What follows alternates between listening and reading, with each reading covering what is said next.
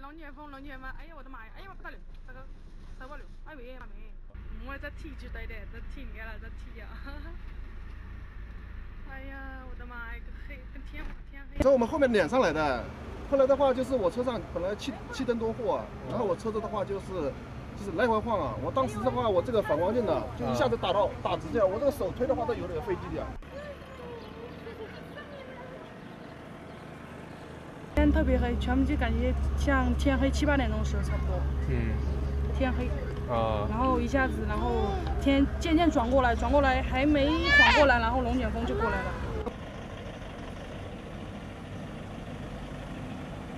过去之后大概的话，也就是2、3分钟啊，然后天慢慢的变白了。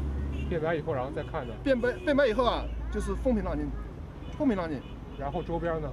周边的话那就是一塌糊涂了。